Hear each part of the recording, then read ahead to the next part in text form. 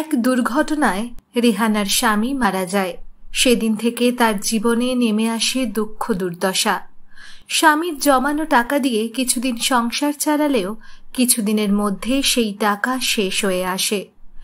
রেহানা শহরের বাড়ি ছেড়ে গ্রামে একটা ছোট বাড়ি নিয়ে থাকতে শুরু করে। বাচ্চাকে কান্না করতে দেখে রেহানা তার জন্য খাবার আনতে যায়, কিন্তু ঘরের সব খাবার ফুরিয়ে গিয়েছিল। এখানে তো কোনো খাবারই নেই, এখন আমি আমার ছেলেকে কি খাওয়াবো? ও তো একেবারেই ক্ষুধা সহ্য করতে পারে না। যাই, নিজের ওষুধের জন্য যে টাকাটা রেখেছি ওই টাকা দিয়ে বাজার করে আনি। রেহানা নিজের ডাক্তার দেখানোর টাকা দিয়ে ছেলের জন্য খাবার কিনে আনে। সে কি, ওর গায়ে তো অনেক জ্বর এসেছে, এখনই ডাক্তার ডেকে আনতে হবে। কিন্তু ডাক্তার ডেকে আনার মতো তো কোনো টাকা আমার কাছে নেই। এখন আমি কি করি? হায় আল্লাহ, আমাদের সাহায্য করো। ডাক্তার না দেখালে ওর যদি শরীর আরো বেশি খারাপ হয়ে যায়। তখনই রেহানার তার হাতের দিকে নজর পড়ে। তার হাতে 2টা সোনার চুড়ি ছিল। রেহানা ওই চুড়ি বিক্রি করার সিদ্ধান্ত নেয়। হ্যাঁ, আমি বরং আমার হাতের চুড়িগুলো বিক্রি করে দিই, এই টাকা দিয়ে ওষুধের খরচ হয়ে যাবে। রেহানা এভাবে নিজের জিনিসপত্র বিক্রি করে ছেলের দেখাশোনা এবং ওষুধের খরচ চালাচ্ছিল। কিন্তু কিছুদিনের মধ্যেই ঘরের সকল খাবার ফুরিয়ে যায়। রেহানা দেখতে পায় ঘরে খাওয়ার মতো কিছুই নেই।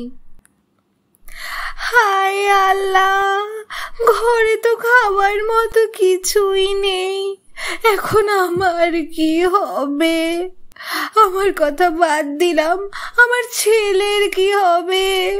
ও তো খিদা একেবারেই সহ্য করতে পারে না, আমি এখন কি করব? তখন রেহানা বাইরে থেকে একটা আওয়াজ শুনতে পায়। রেহানা ভালো করে কথাগুলো শুনতে থাকে। আমারে কয়টা ভিক্ষা দেন মা, আমারে কিছু সাহায্য করেন।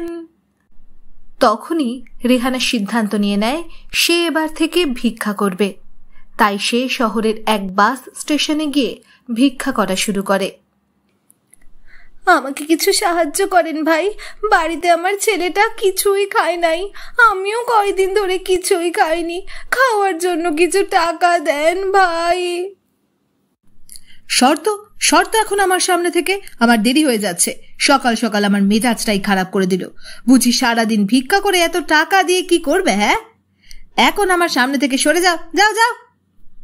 ভাইজান, আজকে সারাদিন ভিক্ষা করে মাত্র 100টা টাকা পাইছি, এটা দিয়ে ছেলের জন্য খাবারও কিনতে পারবো না, যদি 2টা টাকা দিতেন। বললাম না এখান থেকে যাও।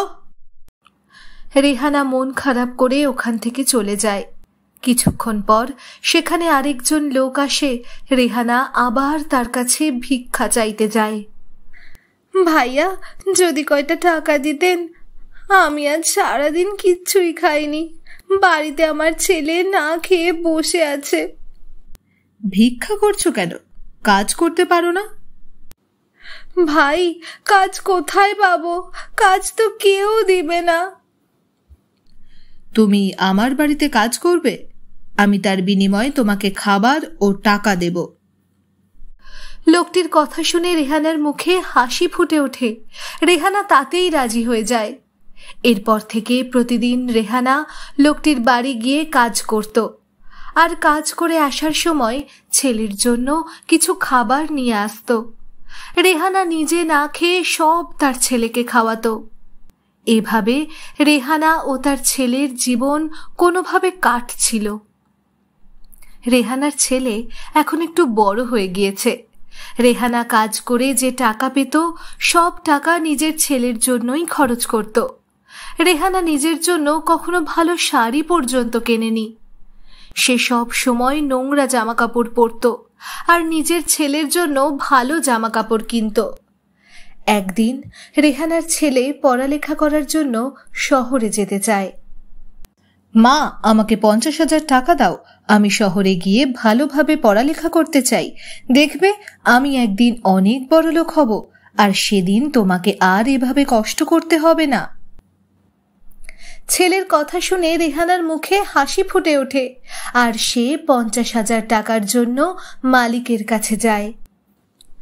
আমাকে যদি 50,000 টাকা ধার দিতেন, আসলে আমার ছেলেটা শহরে পড়াশোনা করতে যাবে। তোমার ছেলে পড়ালেখা করতে গেলে আমি কি করব? আপনার পায়ে পড়ি, দয়া করে আমাকে 50,000 টাকা ধার দিন। ঠিক আছে, টাকা দিতে পারি, যদি তুমি এবার থেকে বেশি বেশি করে কাজ করো। রেহানা তাতেই রাজি হয়ে যায়, আর তার মালিকের থেকে 50,000 টাকা নিয়ে ছেলেকে দিয়ে দেয়। এখন রেহানার ছেলে অনেক বড় একটি কোম্পানির চেয়ারম্যান। শহরে তার নিজের বাড়ি এবং গাড়ি রয়েছে, কিন্তু রেহানা যখন তার ছেলের বাড়িতে যায়, তার ছেলে তার সাথে আগের মতো কথাবার্তা বলে না।